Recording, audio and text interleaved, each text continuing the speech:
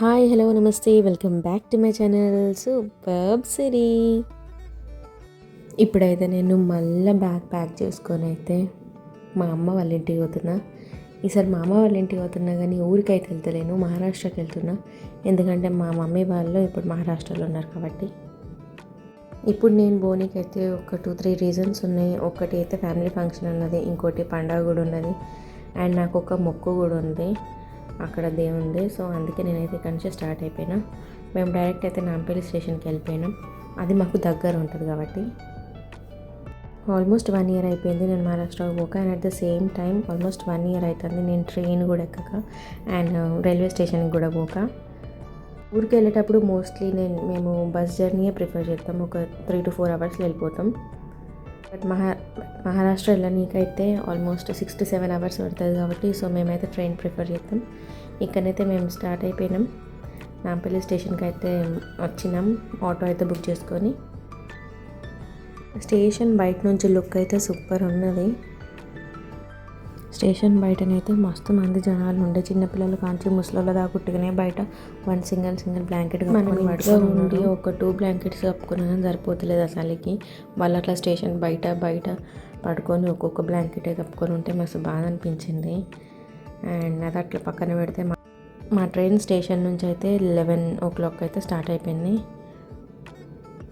అంటే మేము పోము అని ఒక డైలమా ఉంది. సో మేమైతే అర్లీగా టికెట్స్ అయితే బుక్ చేసుకోలేదు. సో మాకు ఇది అయాన్కి ఊహ తెలిసిన తర్వాత ఫస్ట్ ట్రైన్ జర్నీ అనొచ్చు. వాడైతే ఫుల్ ఎక్సైట్మెంట్ అయిపోయిండు.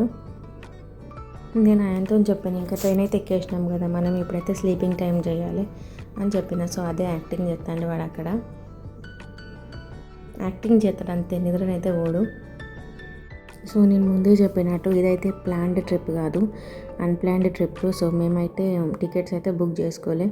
సో దీంట్లో అన్నీ అమ్మనికి వస్తాయి, లైక్ టీ, కాఫీ, ఇంకా వాటర్ అవన్నీ. సో అయాన్ అయితే వీటి యాక్టింగ్ చేసి చెప్తా ఉండే మాకు. వాళ్ళు ఎట్లా అన్నారు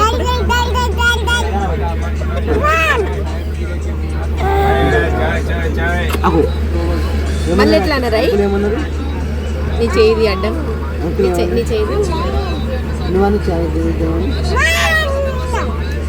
ఇందాక చాయ్ ఎట్లా అన్నారు చెప్పు.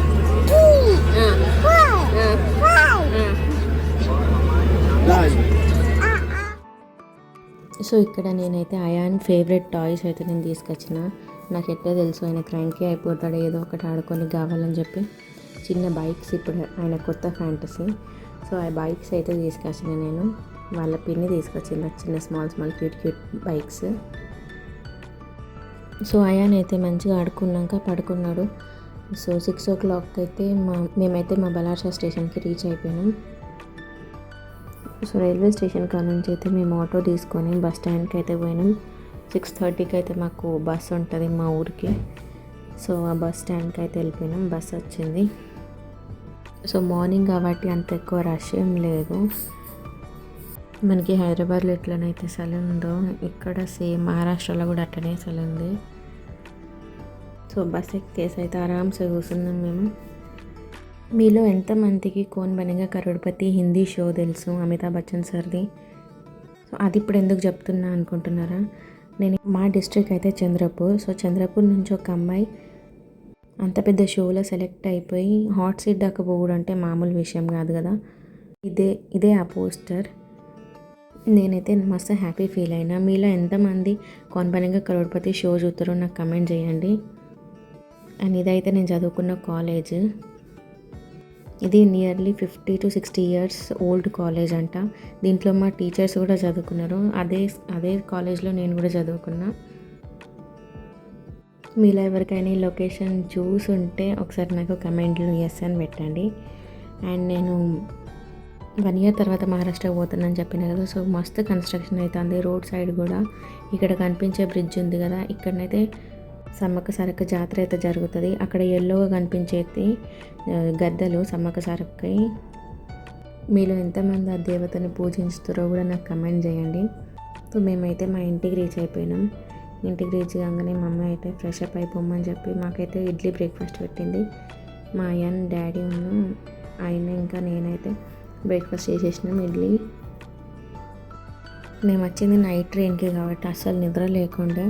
అండ్ ఇదే రోజు నేను ఫ్యామిలీ ఫంక్షన్ అని చెప్పినా కదా, మా చెల్లెకైతే పాప పుట్టింది. సో ఆ పాపది నేమింగ్ సెరమనీకి అయితే మేము వచ్చినాం.